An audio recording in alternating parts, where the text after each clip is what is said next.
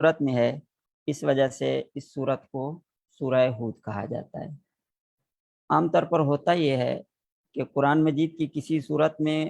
کوئی امتیازی چیز جو ہوتی ہے اسے عنوان بنا دیا جاتا ہے، اسے نام کے طور پر ذکر کیا جاتا ہے۔ جیسے سورۃ فاتحہ وہ چونکہ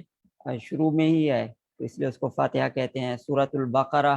اس میں گائے کا بیل کا قصہ ہے تو اس عربی میں بیل کو بقرہ کہتے ہیں، اس لیے اس کا نام سورہ بقرہ ہے۔ تو اسی طرح سورہ ہود میں حضرت ہود علیہ السلام کا واقعہ ایک نمایاں قصہ تھا، اس لیے اس سورت کا نام سورۃ ہود رکھا گیا۔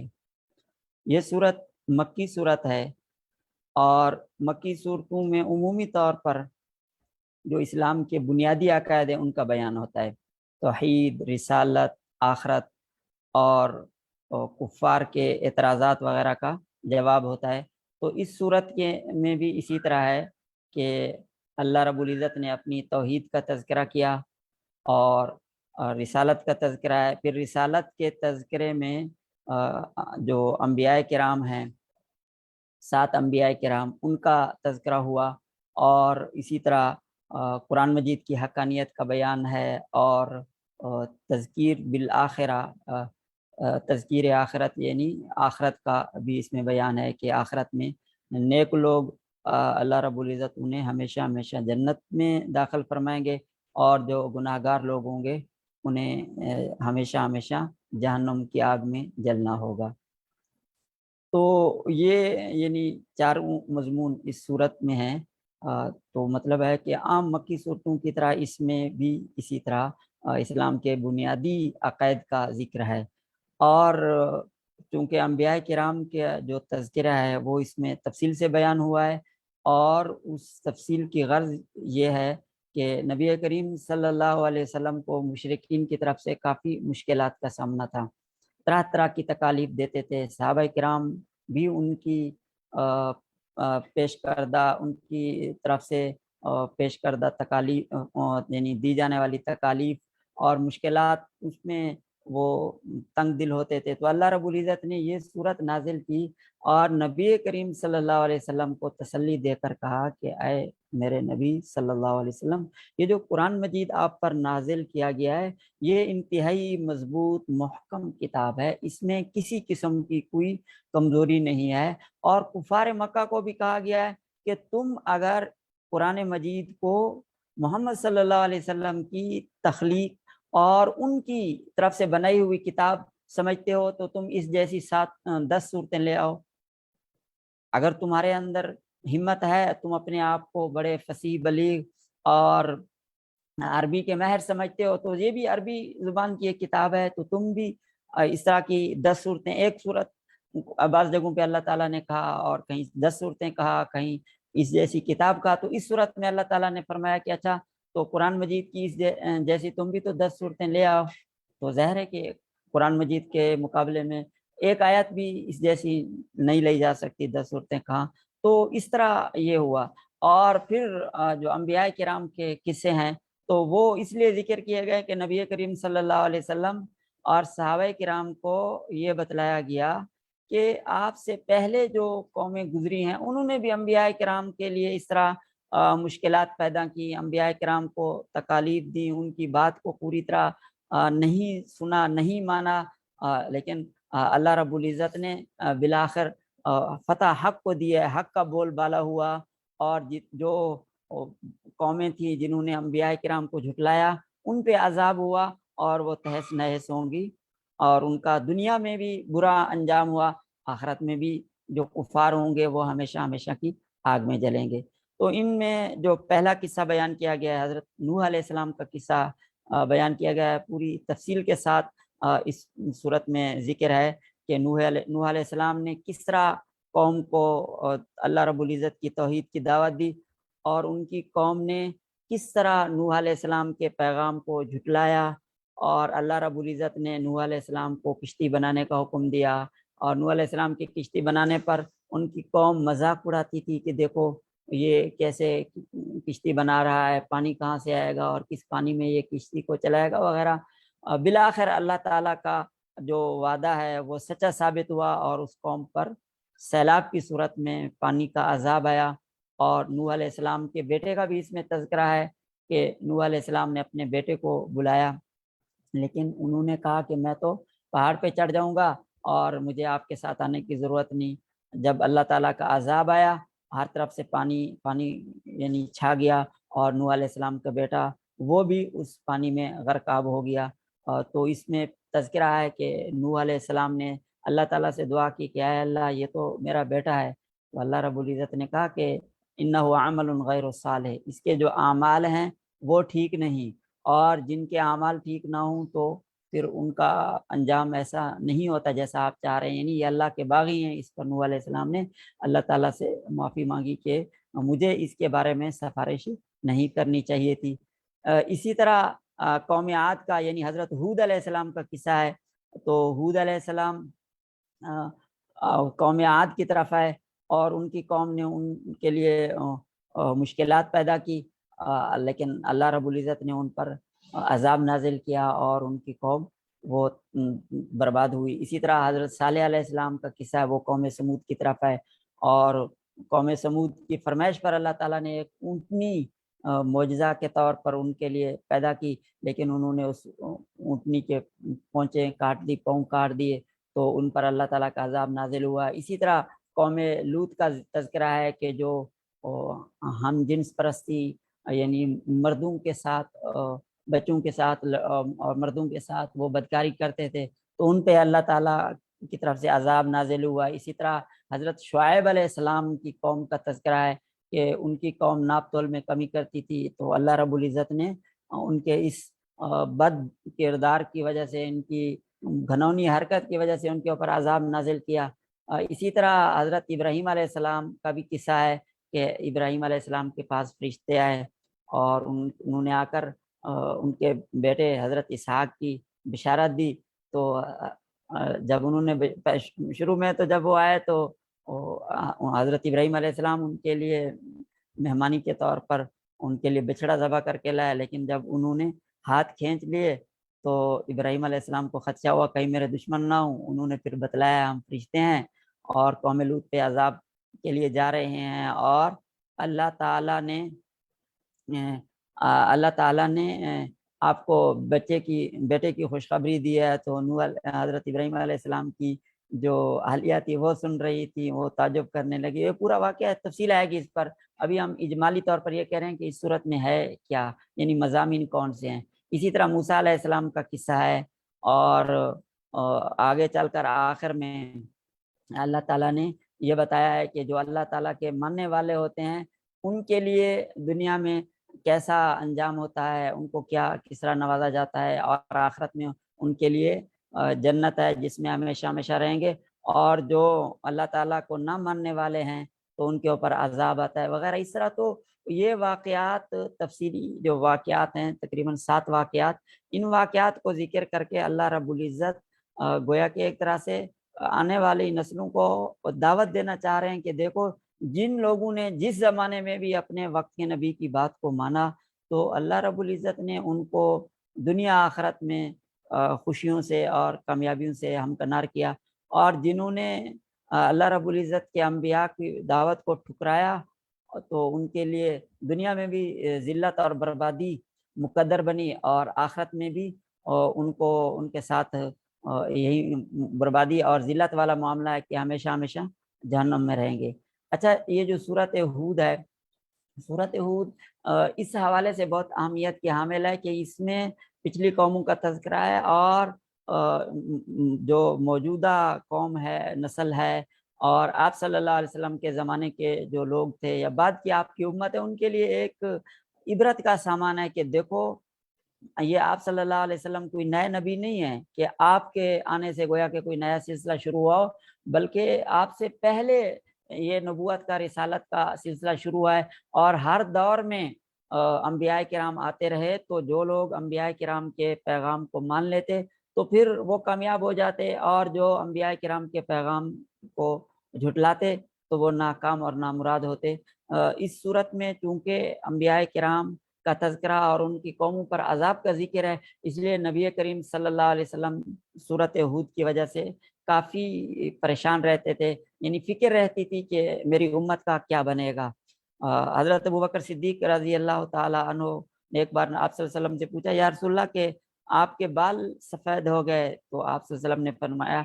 ایک روایت میں ہے کہ مجھے سورۃ ہود، سورہ واقعہ، سورۃ نبا اور سورۃ تکویر، اذا الشمس کورت، تو ان 4 صورتوں نے بوڑھا کر دیا۔ اور ایک روایت میں ہے کہ سورۃ ہود اور اس جیسی صورتوں نے مجھے بوڑھا کر دیا۔ اسی طرح بعض روایات میں وہ ہے کہ سورۃ واقعہ، الحاقہ، اذا الشمس کورت، اس کا تذکرہ ہے۔ خیر صرف سورۃ ہود کی حد تک ہم دیکھیں تو آپ صلی اللہ علیہ وسلم اس سورۃ ہود کی وجہ سے آپ صلی اللہ علیہ وسلم کافی فکر مند رہتے اور فرماتے شیبتنی ہود، کہ مجھے سورۃ ہود نے بوڑھا کر دیا۔ تو ہمارے لیے بھی اس میں سبق کا ایک سبق اور پیغام ہے کہ دیکھیں ہمارے نبی کریم صلی اللہ علیہ وسلم سورۃ ہود کو پڑھ کر ہمارے لیے فکر مند ہیں اور پریشان ہو رہے ہیں کہ اے اللہ میری امت کا کیا بنے گا۔ تو امت کی بھی تو ذمہ داری ہے کہ امت بھی یہ سورہ ہود اور اس جیسی صورتوں کو پڑھ کر اس بارے میں فکر ہو کہ اگر ہم نے نبی کریم صلی اللہ علیہ وسلم کے پیغام کو اور آپ کی دعوت کو قبول نہ کیا، اس پر عمل نہ کیا، تو پھر ہمارے ساتھ بھی اس طرح کا معاملہ ہوگا جیسا سابقہ قوموں کے ساتھ ہوا ہے۔ تو انشاءاللہ اس کے یعنی جو واقعات ہیں، ان واقعات میں پہلا واقعہ نوح علیہ السلام کا ہے، تو انشاءاللہ اس کو آگے چل کر ہم دیکھتے ہیں۔ تو ابھی ہم اس کا اپنے جو سبق کا آغاز کرتے ہیں اس ترجمے کا، تو انشاءاللہ آگے پھر اسی طرح سلسلہ چلتا رہے گا۔ تو سب سے پہلے اس کا جو لفظی ترجمہ ہے اور بامحاورہ ترجمہ ہے وہ، اور اس کی تشریح جو ہے وہ ہم دیکھیں گے، پھر انشاءاللہ اسی طرح سلسلہ آگے چلیں گے۔ ابھی میں یہ ویب سائٹ کھول کر تنزیل.com، تو اس میں ہم اس کا جو وہ ہے اسکرین شیئر کر رہا ہوں میں، تو انشاءاللہ اس سے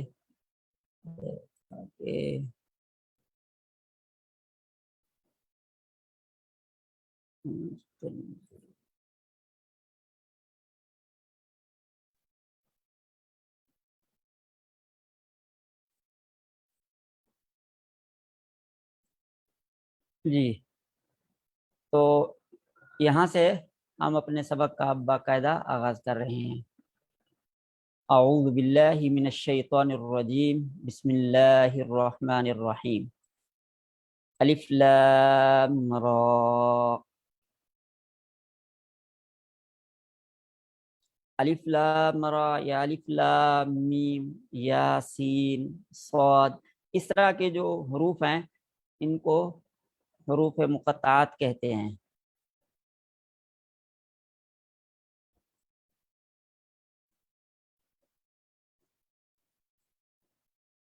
ان حروف کو حروف مقطعات کہتے ہیں، اور ان کا علم اللہ رب العزت کے پاس ہے، ان کا حتمی علم ان سے کیا مراد ہے۔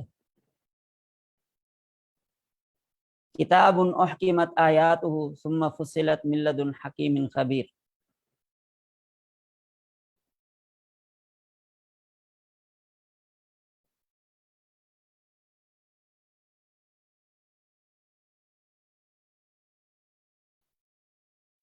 کتاب یہ کتاب ہے، احکمت آیاتہ مضبوط کی گئی ہیں اس کی آیات، یعنی دلائل کے ساتھ ان کی آیات کو مضبوط کیا گیا ہے۔ ثم فصلت، پھر ان کو تفصیل کے ساتھ بیان کیا گیا ہے، من لدن حکیم خبیر، اس ذات کی طرف سے جو حکمت والی ہے، باخبر ہے، آگاہ ہے۔ یعنی اس سورت کا جو آغاز ہے، اس کی جو پہلی آیات ہے، تو اس پہلی آیت میں قرآن مجید کی حقانیت کا بیان ہے کہ کتاب احکمت آیاتہ، یہ قرآن مجید ایسی کتاب ہے کہ جس کی آیات دلائل کے ساتھ محکم ہیں، مضبوط ہیں،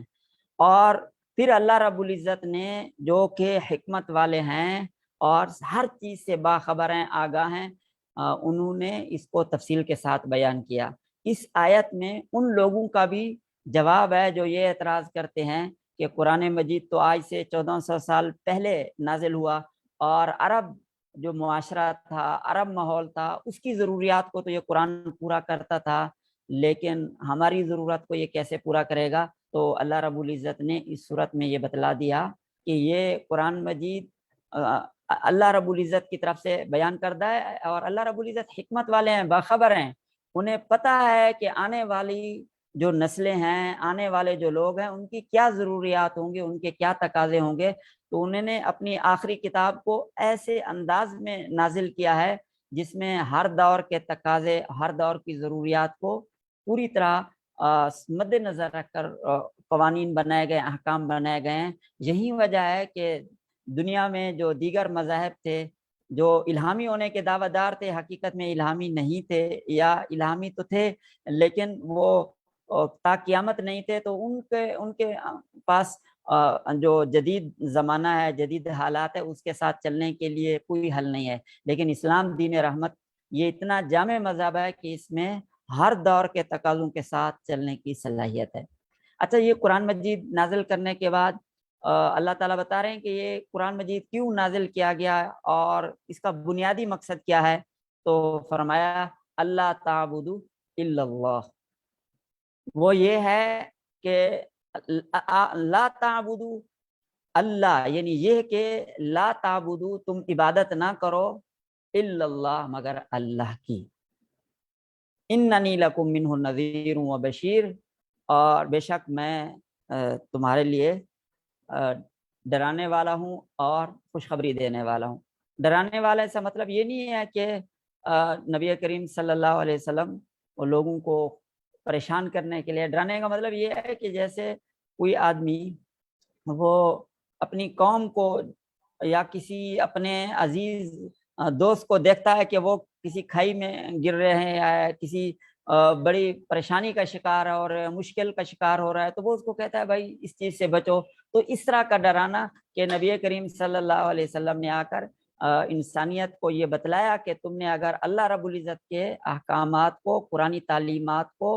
ان کو تسلیم نہیں کیا، ان پر عمل نہیں کیا، تو پھر تمہارے لیے آگے ہمیشہ ہمیشہ کی جہنم ہے، اور اگر تم اللہ رب العزت کے احکامات، نبی کریم صلی اللہ علیہ وسلم کی تعلیمات کو مان لو گے تو پھر تمہارے لیے جنت کی خوشخبری ہے۔ اور ساتھ یہ کہ انستغفروا ربکم، تم اپنے رب سے مغفرت مانگو، اپنے رب سے بخشش مانگو، ثم توبوا الیہ، پھر تم توبوا الیہ، رجوع کرو اس کی طرف، توبہ کرو اس کی طرف،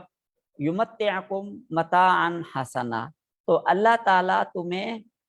اس کے بدلے میں اچھی زندگی دے گا، تمہیں گویا کہ خوش عائشی دے گا، الی اجل مسمى، ایک مدت تک، ایک زمانے تک۔ تو یعنی یمتع اصل میں متع، میم تا عین کا عربی میں مادہ ہوتا ہے فائدہ اٹھانا، لطف اندوز ہونا، انجوائے کرنا۔ تو اللہ تعالیٰ فرما رہے ہیں کہ تم اللہ تعالیٰ کی عبادت کرو ایک، اور اللہ تعالیٰ سے بخشش مانگو اپنے گناہوں، غلطیوں کی، ماضی میں جو تم سے اللہ تعالیٰ کے احکام کے خلاف جو کچھ ہوا ہے اس سے اللہ تعالیٰ کی بخشش مانگو، ثم توبوا الیہ، اور پھر سچی توبہ کرو، تو یمتعکم متاعا حسنا، تو اللہ تعالیٰ تمہیں لطف اٹھانے کا، اچھا مزہ اٹھانے کا موقع دے گا، الی اجل مسمى، ایک مدت تک،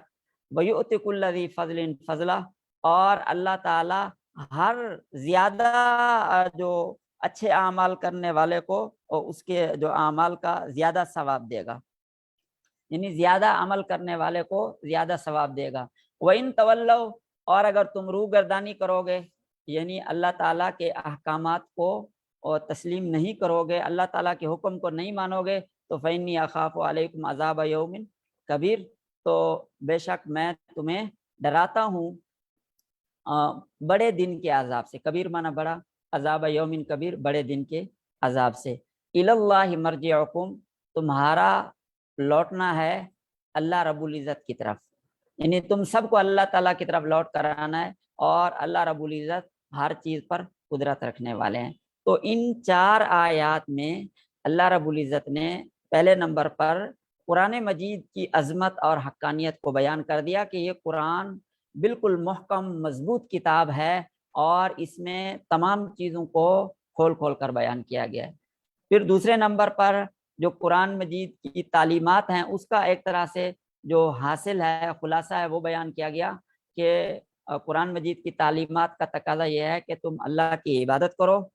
اور استغفار کرو اپنے رب سے، جو ماضی میں تم سے شرک ہوا ہے، کفر ہوا ہے، جو بھی غلطیاں ہوئی ہیں اس پر استغفار کرو اور پھر توبہ کرو۔ اس کا نتیجہ یہ ہوگا کہ اللہ تعالیٰ تمہیں دنیا میں بھی مزے کی زندگی دے گا اور تمہیں تمہاری نیکیوں پر نوازے گا، اور آخرت میں بھی تمہارا جو ہے بہت اچھا انجام ہوگا۔ اور اگر تم اللہ تعالیٰ کے احکام سے روگردانی کرو گے، اللہ تعالیٰ کے احکام کو نہیں مانو گے، تو پھر میں تمہیں، آپ صلی اللہ علیہ وسلم فرما رہے ہیں کہ یعنی اس کے بعد جو بڑا دن ہے، قیامت کا دن ہے، تو قیامت کے دن کے عذاب سے تمہیں میں ڈراتا ہوں، اور قیامت کے دن کا جو عذاب ہے یقیناً وہ خوفناک ہے، اور تمہیں اللہ کی طرف لوٹ کر جانا ہے۔ اللہ ہر چیز پر قدرت رکھنے والا ہے، لہٰذا اپنی زندگی اللہ کے احکامات کے مطابق اور رسول اللہ صلی اللہ علیہ وسلم کی تعلیمات کے مطابق گزارنی چاہیے۔ یہ اس کی ابتدائی آیات ہوں۔ یہ گویا کہ ایک بات ہو گئی۔ دوسری بات یہ ہے کہ جو مشرک تھے، بعض مشرکین، وہ رسول اللہ صلی اللہ علیہ وسلم کے پاس سے گزرتے تھے تو پیٹ پھیر کر گزرتے تھے، گویا کہ اپنے سینے کو چھپا لیتے تھے، اپنے آپ کو وہ چھپاتے تھے، اور ان کا مقصد یہ ہوتا تھا کہ تاکہ رسول اللہ صلی اللہ علیہ وسلم کی باتیں ان تک نہ پہنچیں، یا بعض روایت میں آتا ہے کہ کچھ لوگ اپنے آپ کو یعنی اپنے سینوں کو چھپا کر اپنے آپ پہ چادر ڈال کے اور ایسا کر کے اسلام کے خلاف باتیں کرتے تھے، گویا کہ اللہ رب العزت کو اس طرح ان کی جو کوشش ہے، اس طرح ان کا مکر فریب ہے، اس سے اللہ تعالیٰ کو ان کی جو دل میں بغض ہے، اسلام کے بارے میں حسد ہے، وہ اللہ تعالیٰ کو اس کا علم نہیں ہو سکے گا، اس کو چھپا لیں گے۔ لیکن اللہ تعالیٰ فرماتے ہیں کہ اللہ تعالیٰ تو تمام چیزوں کو جاننے والا ہے۔ مطلب یہ ہے کہ اللہ تعالیٰ سے کوئی چیز چھپ نہیں سکتی، آدمی جتنی بھی کوشش کرے، جو آدمی دل میں کوئی ایسی بات رکھتا ہے جو اللہ رب العزت کے احکامات کے خلاف ہے، اسلام کے خلاف ہے، قرآن کے خلاف ہے، رسول اللہ کے خلاف ہے، تو اللہ تعالیٰ فرما رہے ہیں اللہ تعالیٰ ہر چھپی اور کھلی بات کو جانتا ہے۔ اللہ، خبردار، سنو، دیکھو، انہم یسنون صدورہم، کہ یہ مشرک لوگ اپنے سینوں کو دوہرا کرتے ہیں، اپنے سینوں کو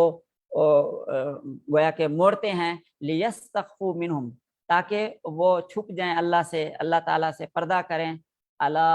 حین یستغشون ثیابہم، سنو،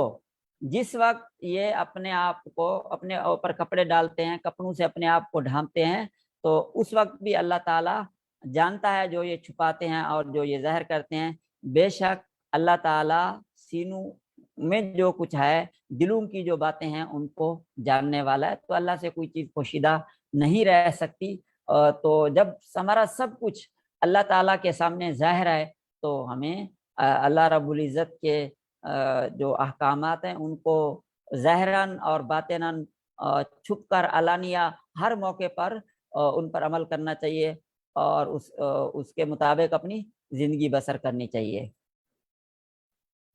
یہاں تک یہ جو ابتدائی آیات تھی، 5 آیات تھی، یہ 11ویں پارے میں تھی۔ اب قرآن مجید کا 12واں پارہ شروع ہو رہا ہے۔ تو سورۃ ہود کی 10 رکوع اور 123 آیتیں ہیں۔ تو 123 آیتوں میں سے جو ابتدائی 5 آیتیں ہیں وہ 11ویں پارے میں ہیں، اور جو باقی 118 آیتیں ہیں وہ 12ویں پارے میں ہیں۔ تو ابھی یہ 12ویں پارہ کا آغاز ہے۔ وَمَا مِن دَابَّةٍ فِي الْأَرْضِ إِلَّا عَلَى اللَّهِ رِزْقُهَا وَيَعْلَمُ مُسْتَقَرَّهَا وَمُسْتَوْدَعَهَا كُلٌّ فِي كِتَابٍ مُبِينٍ۔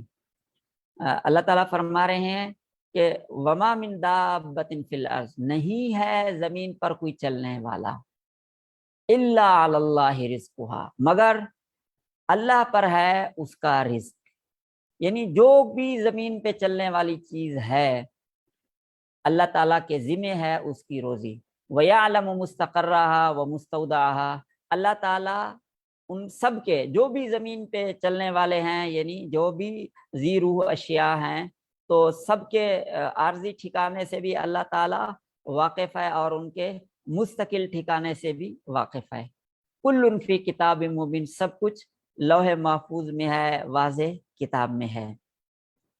تو اس آیت میں دو باتیں ہیں۔ پہلی بات یہ ہے کہ اللہ رب العزت کے ذمہ ہے کہ وہ ہر رزق کھانے والی چیز کو روزی فراہم کرے، تو رزق کا ذمہ گویا کہ اللہ تعالیٰ نے اٹھایا ہے۔ لیکن اس کا یہ مطلب نہیں ہے کہ رزق کا ذمہ اللہ تعالیٰ نے اٹھایا ہے تو ہم محنت نہ کریں، مزدوری نہ کریں، کام نہ کریں، ہم کہیں کہ جی رزق کا ذمہ تو اللہ تعالیٰ نے اٹھایا ہے۔ اللہ تعالیٰ نے ذمہ اٹھایا ہے، لیکن اللہ تعالیٰ نے یہ نہیں بتایا کہ وہ کس کو کس انداز میں روزی دے گا۔ اللہ تعالیٰ نے لکھا ہے کہ کسی کو یعنی محنت مزدوری کے ساتھ روزی دے گا، کسی کو اللہ تعالیٰ کسی اور کے ذریعے سے روزی دے گا۔ تو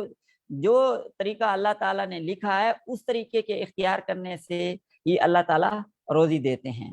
اور دوسرا اس پر یہ سوال ہوتا ہے کہ اچھا، جب اللہ تعالیٰ پر رزق ہے، ہم نے دیکھا ہے بہت سی چیزیں بھوک کی وجہ سے مر جاتی ہیں، قحط سالی ہوتی ہے،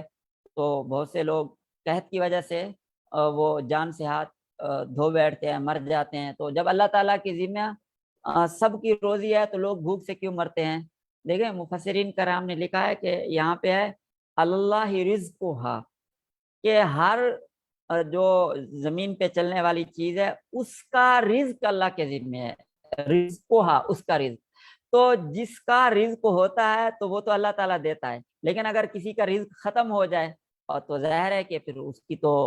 موت آ جائے گی، کیونکہ اللہ تعالیٰ نے اس کے لیے رزق اتنا ہی لکھا تھا۔ بلکہ قحط سالی سے ہٹ کر بھی ایسا ہوتا ہے کہ بسا اوقات ایسا ہوتا ہے کہ جب اللہ تعالیٰ نے کسی کا رزق جو لکھا ہوتا ہے وہ ختم ہو جاتا ہے تو وہ آدمی کوئی چیز کھا پی نہیں سکتا، باوجود اس کے کہ وہ یعنی ایک معاشرے میں، ایک زندہ معاشرے میں ہوتا ہے، اس کے پاس کھانے پینے کی چیزیں دائیں بائیں ہوتی ہیں، لیکن اس کے نصیب میں نہیں لکھا ہوتا، بس اس کا جتنا رزق ہوتا ہے وہ پورا ہو جاتا ہے، تو وہ نہ پانی پی سکتا ہے نہ کھا سکتا ہے۔ تو یہ تو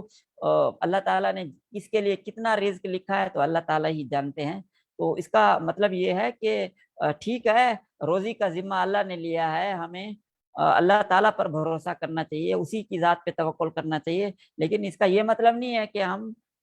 خود اپنے طور پر محنت مزدوری نہ کریں، کام نہ کریں، ہمیں اپنی کوشش کرنی چاہیے۔ اللہ تعالیٰ نے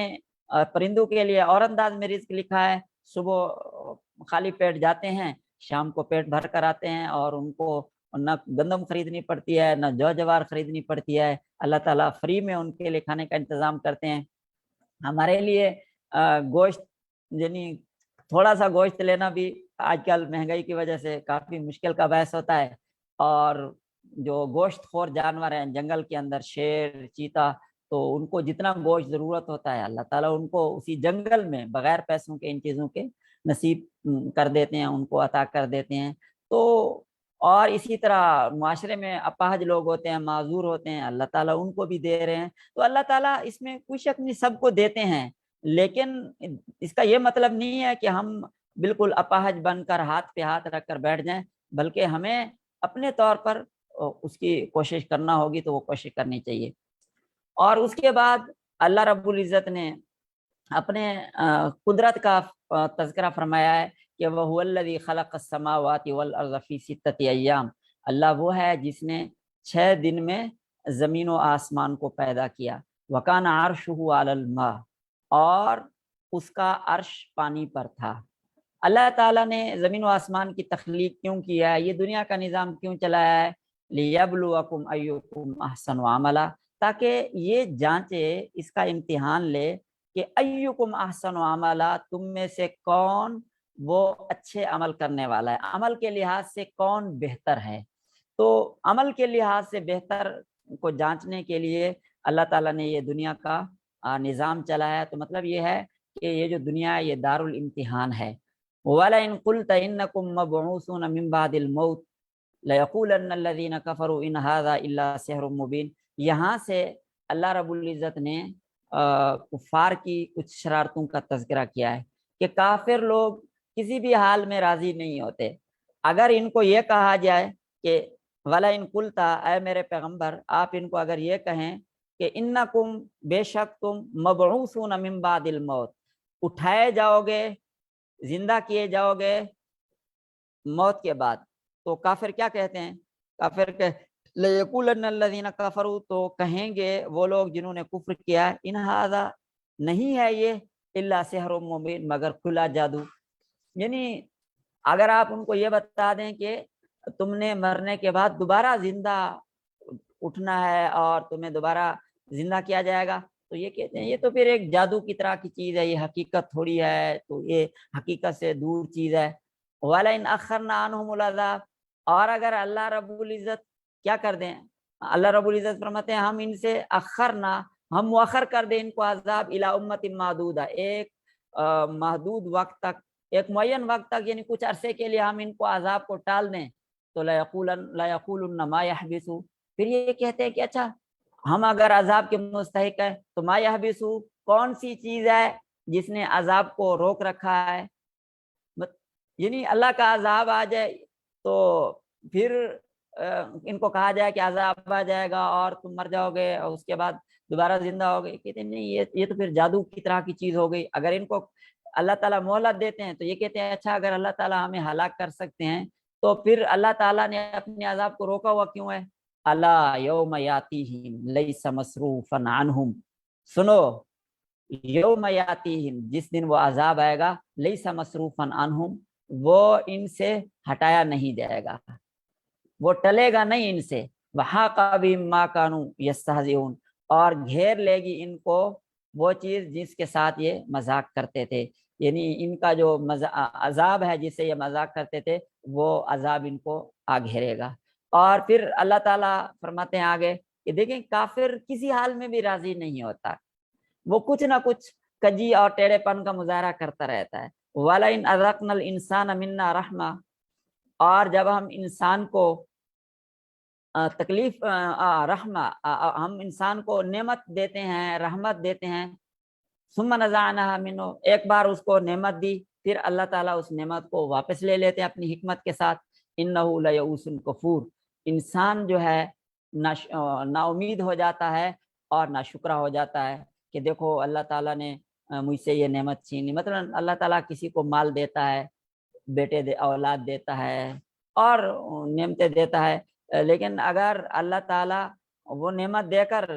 اس نعمت کو واپس لے لے تو انسان پھر مایوس ہو جاتا ہے اور ناشکرہ ہو جاتا ہے۔ اور اگر اللہ تعالیٰ وَلَئِنْ أَذَقْنَاهُ نَعْمًا بَعْدَ ضَرًّا، پہلے تکلیف دے دے اس کے بعد نعمت پہنچائے تو لَيَقُولَنَّ، پھر کافر کہنے لگتا ہے ذَهَبَ السَّيِّئَاتُ عَنِّي إِنَّهُ یا انسان کہنے لگتا ہے کہ ذَهَبَ السَّيِّئَاتُ عَنِّي، جو میری تکلیف تھی وہ تو برائی تھی، تکلیف تھی وہ تو مجھ سے دور ہو گئی، إِنَّهُ لَفَرِحٌ فَخُورٌ، یقیناً یہ خوشیاں منانے والا اور فخر کرنے والا ہے۔ تو بنیادی طور پر انسان کی نیچر یہ ہے کہ اگر اللہ تعالیٰ پہلے خوشی دے دے پھر تکلیف دے تو پھر مایوس ہو جاتا ہے، اور اگر پہلے تکلیف دے پھر خوشی دے تو یہ اکڑنے لگتا ہے، تکبر کرتا ہے، فخر میں آ جاتا ہے۔ تو انسان کے عمومی مزاج ایسا ہے، کفار اور اللہ کے نافرمان لوگ ایسے ہوتے ہیں۔ إِلَّا الَّذِينَ صَبَرُوا، ہاں ان انسانوں میں سے وہ لوگ جنہوں نے صبر کیا اور نیک اعمال کیے تو ان کے لیے اللہ تعالیٰ کی طرف سے بخشش ہوتی ہے اور بڑا اجر ہوتا ہے۔ تو یہاں تک گویا کہ اللہ تعالیٰ نے جو فرما بردار لوگ ہیں اور نافرمان لوگ ہیں ان کا جو باہمی موازنہ تھا وہ کیا کہ فرما بردار لوگ ان کا مزاج کیسے ہوتا ہے، نافرمانوں کا مزاج کیسے ہوتا ہے۔ تو ہمیں دیکھنا چاہیے کہ کیا ہم اللہ تعالیٰ کے صبر کرنے والے بندوں میں سے ہیں کہ جب کوئی مشکل آتی ہے تو اللہ تعالیٰ کی طرف سے وہ جو ہے آنے والی اس مشکل پر صبر کا مظاہرہ کرتے ہیں، اور اگر ان کو اللہ تعالیٰ نعمت دیتے ہیں تو وہ شکر کرتے ہیں۔ تو جو مومن ہوتا ہے وہ صابر اور شاکر ہوتا ہے، اور جو کافر ہوتا ہے وہ ناشکرہ ہوتا ہے، بے صبرہ ہوتا ہے۔ تو ہمیں دیکھنا چاہیے کہ ہم اللہ تعالیٰ کے شکر گزار بندے ہیں یا نہیں، ہم صبر کرنے والے ہیں یا نہیں، اگر ہیں تو اس پر اللہ کا شکر ادا کرنا چاہیے، اگر نہیں ہے تو پھر ہمارے اندر ان صفات کو پیدا کرنا چاہیے۔ فَلَعَلَّكَ تَارِكٌ بَعْضَ مَا يُوحَىٰ إِلَيْكَ وَضَائِقٌ بِهِ صَدْرُكَ أَن يَقُولُوا لَوْلَا أُنزِلَ عَلَيْهِ كَنزٌ، فَلَعَلَّكَ تَارِكٌ، تم کچھ چیز وہی میں سے جو تمہارے پاس آتی ہے چھوڑ دو، اس خیال سے کہ تمہارا دل تنگ ہو کہ کافر یہ کہنے لگے اس پر کوئی خزانہ کیوں نازل نہیں ہوا، اس کے ساتھ فرشتہ کیوں نہیں ہوا۔ اے محمد تم صرف نصیحت کرنے والے ہو، خدا ہر چیز کا نگہبان ہے۔ یعنی کو کہا گیا کہ اے نبی شاید آپ جو کچھ چیز ہے اس کو، جو وہی میں سے کچھ چیز ہے اس کو آپ یہ چاہیں کہ اس کو چھوڑ دوں، یا آپ کا اس کے بارے میں سینہ تنگ ہو جائے، آپ کو پریشانی ہوتی ہے کہ لوگ کیا یہ لوگ کہتے ہیں نا کہ اچھا اگر یہ اللہ کا نبی ہے تو اس کے اوپر خزانہ کیوں نازل نہیں ہوتا، ٹھیک ہے، اگر یہ اللہ کا نبی ہے تو اس کے ساتھ کوئی فرشتہ اس پر کیوں نہیں آتا۔ تو یہ اس طرح کی وجہ سے تو اللہ تعالیٰ فرماتے ہیں آپ ان چیزوں کی وجہ سے پریشان نہ ہوں، انما انت نذیر، آپ تو ڈرانے والے ہیں، واللہ علی کل شیء وکیل، اور اللہ تعالیٰ ہر چیز کا نگران ہے۔ یعنی آپ اپنی دعوت پہ اپنے اس کو چلاتے رہیں، آگے اللہ رب العزت جو ہے وہ خود ان جو سازشیں کرنے والے ہیں اللہ تعالیٰ خود ان کو جواب دے گا، اور ان کی یہ بھی کافروں کے ان کی طرف سے ایک سوال اور اعتراض کا تذکرہ ہے کہ کافر کہتے ہیں کہ آپ صلی اللہ علیہ وسلم نے اس قرآن کو گھڑ لیا ہے، تو آپ ان کو کہہ دیجئے فاتو بعشر سور مثلی، تم اس قرآن جیسی 10 صورتیں لے آؤ، اگر یہ گھڑا جاتا ہے